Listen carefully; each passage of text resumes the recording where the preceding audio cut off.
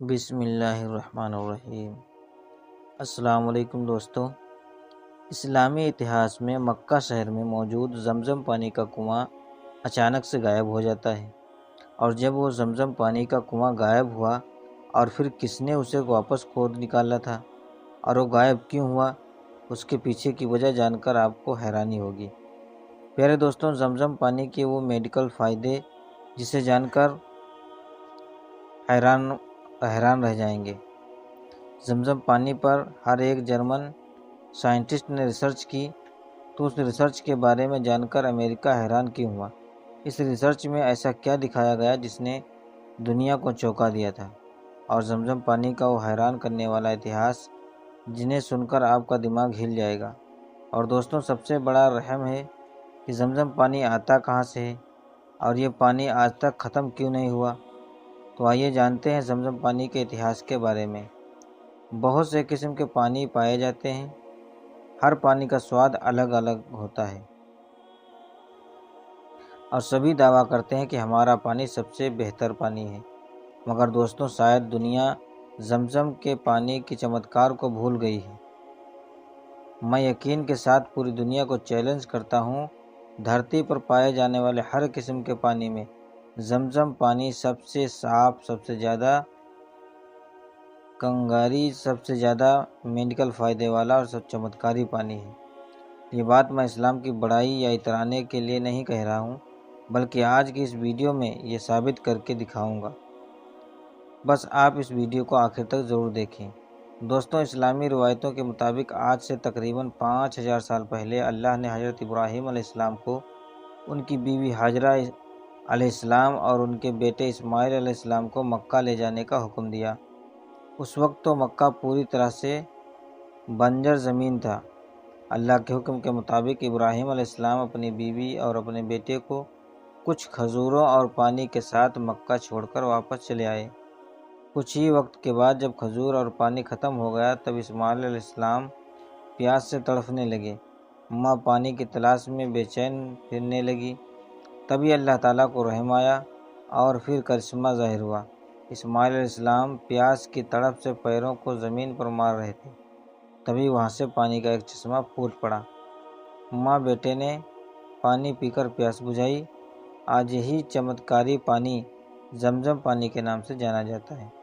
دوستوں، زمزم پانی کی وجہ سے اس جگہ پر آبادی پھیلی اور ایک قبیلہ جسے قبیلہ جرہم کہا جاتا ہے وہ وہاں وجود میں آیا۔ اس قبیلے نے زمزم کنویں پر قبضہ کر لیا اور باقی لوگوں کو، مسافروں کو زمزم پانی پینے سے روک دیا۔ مگر دوسرے باقی قبیلوں نے مل کر جرہم قبیلے کو مکہ سے نکال دیا، جس کے بعد زمزم کنواں سوکھ گیا اور غائب ہو گیا۔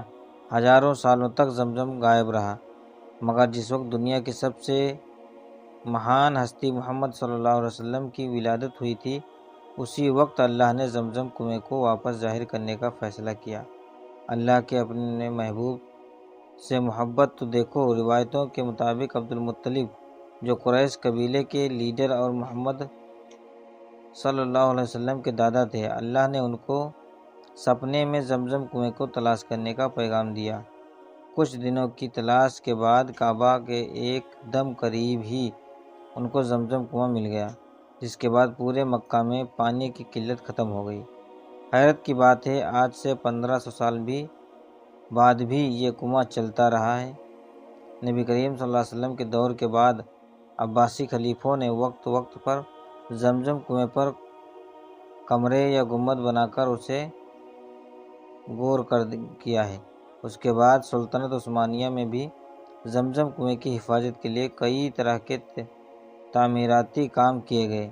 سلطنت عثمانیہ میں زمزم کنویں پر ایک آدمی کو خاص طور پر سے رکھا جاتا تھا جو لوگوں کو کنویں سے پانی نکال کر دیتا تھا۔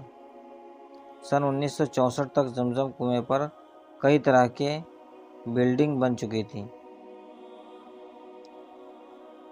اور ادھر دھیرے دھیرے حاجیوں کی تعداد بھی بڑھنے لگی تھی۔ زمزم کنویں پر بنے مکانوں کی وجہ سے حاجیوں کو طواف کرنے میں پریشانی ہونے لگی تھی، اس لیے سن 1964 میں سعودی گورنمنٹ نے زمزم کنویں پر بنی ساری بلڈنگ کو ہٹا دیا اور کنویں کو بیسمنٹ میں شفٹ کر دیا۔ کئی سالوں تک لوگ یہاں زمزم پانی سے وضو کرتے اور نہاتے تھے، مگر بعد میں سعودی حکومت نے طواف میں پریشانی کے تحت سبب اسے بھی بند کر دیا اور پھر پائپ لائن کے ذریعے زمزم پانی نکالا جانے لگا۔ دوستوں، آپ کے من میں اب یہ سوال ضرور پیدا ہوا ہوگا کہ آخر یہ زمزم پانی آتا کہاں سے ہے؟ چلیے شروع کرتے ہیں زمزم پانی کے بارے میں وہ حیران کرنے والی باتیں جسے سن کر آپ کا دماغ ہل جائے گا۔ دوستوں، زمزم پانی کا کنواں کعبے کے قریب ہی صرف 21 میٹر کی دوری پر ہے اور یہ ایک 30 میٹر گہرائی ہے۔ زمزم کنویں میں پانی کنویں کی طرح زمین سے نہیں آتا، بلکہ مکہ میں جب بارش ہوتی ہے تو بارش کا پانی پہاڑیوں کی مہین دھاروں سے آتا ہے، مہین دھاروں سے بہتا ہوا اس کنویں میں آ کر جمع ہو جاتا ہے۔ پہلے زمزم پانی پہاڑی سے نکالا جاتا تھا، لیکن اب زمزم کنویں میں لیٹسٹ ٹیکنالوجی والے وہ بڑے بڑے پمپ لگا دیے گئے ہیں جو 24 گھنٹے لگاتار چلتے رہتے ہیں۔ یہ پمپ اتنے پاورفل ہیں کہ ہر ایک پمپ صرف 1 سیکنڈ میں 18 لیٹر زمزم پانی نکالتا ہے۔ زمزم پانی ایک بڑی پائپ لائن کے ذریعے 5 کلومیٹر دور تھی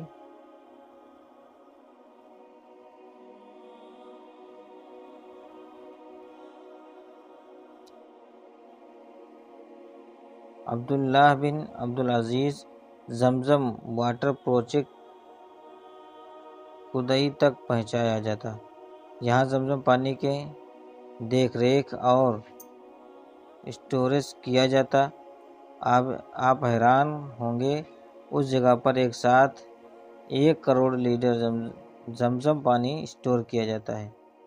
اس کے علاوہ مدینہ منورہ میں موجود دوسرے پلانٹ میں 1 کروڑ 60 لاکھ لیٹر پانی زمزم کا اسٹور کیا جاتا ہے۔ ان دونوں پلانٹ سے زمزم پانی بڑے بڑے ٹینکروں اور ٹرکوں میں بھر کر مسجد حرام اور مسجد نبوی میں پہنچایا جاتا ہے۔ دوستوں، کیا آپ کو پتہ ہے کہ نارمل دنوں میں مسجد نبوی میں صرف ایک دن میں 1.5 لاکھ لیٹر زمزم پانی کا استعمال ہوتا ہے؟ وہی رمضان اور حج کے مہینے میں یہ مقدار لاکھ لیٹر تک پہنچ جاتے ہیں۔ دوسری طرف مسجد حرام میں نارمل دنوں میں تقریباً 60 لاکھ لیٹر اور رمضان و حج کے مہینوں میں 20 لاکھ لیٹر زمزم پانی صرف ایک دن میں استعمال ہوتا ہے۔ آپ اس مہینے اور سال کا اندازہ خود لگا لیجئے۔ تقریباً 500 سال لوگ مسجد حرم میں اور 500 ہی لوگ مسجد نبوی میں صرف زمزم پانی کے لیے کام کرتے ہیں۔ دوستوں، یہ ویڈیو کیسی لگی ہو پلیز کمنٹ میں ضرور بتائیے گا، اور ابھی تک اگر ہمارے چینل پر نئے ہیں تو چینل کو لائک اور سبسکرائب ضرور کیجیے گا۔ ملتے ہیں اگلی ویڈیو میں، تب تک کے لیے اللہ حافظ۔